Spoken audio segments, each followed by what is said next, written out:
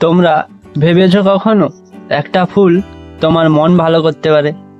আজকে তোমাদের সঙ্গে পরিচয় করিয়ে দিচ্ছি আমার বাগানের এক রাজকীয় সদস্যকে, আমেরিকান জবা। এটা শুধু ফুল নয়, এ হচ্ছে আমার বাগানের রানী। কিভাবে এমন ঝাঁকড়ানো বড় ফুল ফোটায় আর কিভাবে তুমি নিজেও পারো, সেটাই আজ জানাবো ধাপে ধাপে। চলো গাছের দুনিয়ায় ডুবে যাই।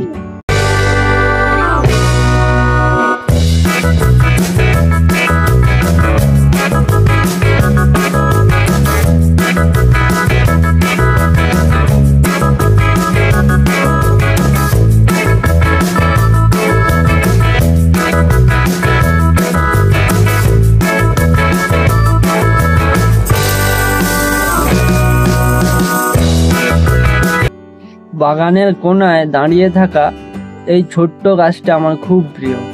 প্রতিদিন সকালে জল দেই, পাতাগুলো একটু হাত বুলিয়ে দিই। আজ সকালে ঘুম থেকে উঠে দেখি গাছটা যেন হাসছে। ঠিক মাঝখানে ফুটেছে একটা দারুণ সুন্দর গোলাপি জবা ফুল। ফুলটার পাপড়িগুলো যেন নরম কাগজ দিয়ে বানানো, আর মাঝখানের গাঢ় লাল অংশটা যেন মনে করিয়ে দেয় সৌন্দর্য শুধু বাইরে নয়, ভিতরেও। জবা ফুল মানেই রোদ প্রিয়। প্রতিদিন অন্তত 6 থেকে 8 ঘন্টা রোদ চাই এদের।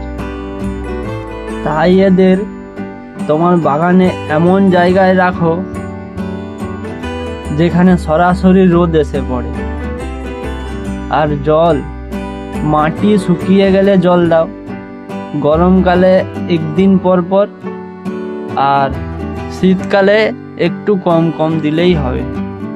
কিন্তু খেয়াল রাখবে জল যেন অতিরিক্ত না হয়, না হলে গাছের গোড়ায় পচন ধরবে।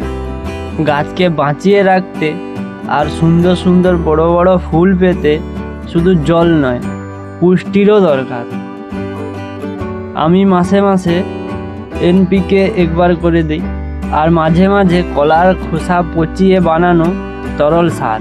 তোমরা চাইলে হাড়ের গুঁড়ো বা চায়ের পাতা ব্যবহার করতেও পারো।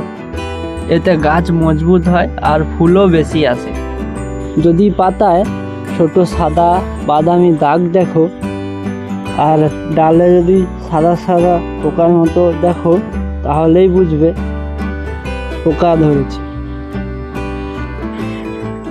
তাহলে 1 কাপ জলে কয়েক ফোঁটা নিম তেল মিশিয়ে স্প্রে করে দাও, দেখবে সব ঠিক হয়ে যাবে।